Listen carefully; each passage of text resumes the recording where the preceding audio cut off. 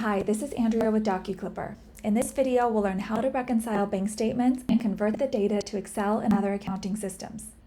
This is the page we get when DocuClipper finishes processing the statements. In this case, the document shows as not reconciled, which means there may be missing or incorrect transactions. To reconcile the statements, DocuClipper adds up all the transactions and compares the totals with the beginning and end balances on the statement. If everything matches, DocuClipper displays a blue reconciled box. Otherwise, it shows a red not reconciled box.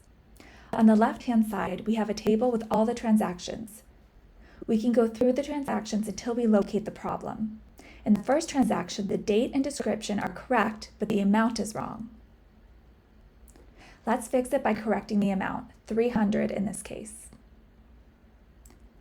Each time you make a correction, DocuClipper reconciles the statement again.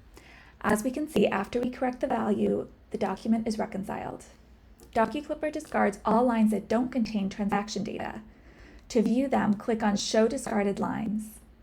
In this case, none of the discarded lines contain transaction data, so we don't have to do anything.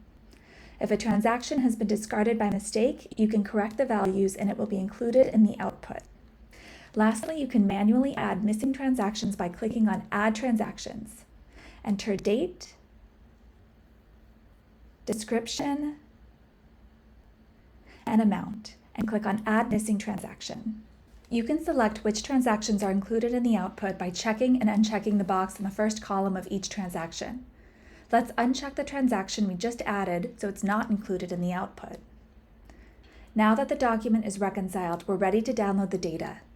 Click on Download Data, select the output format, for example, Excel, CSV, and then click on Download CSV. The spreadsheet will download to your computer. If you have any questions, you can always email support@docuclipper.com.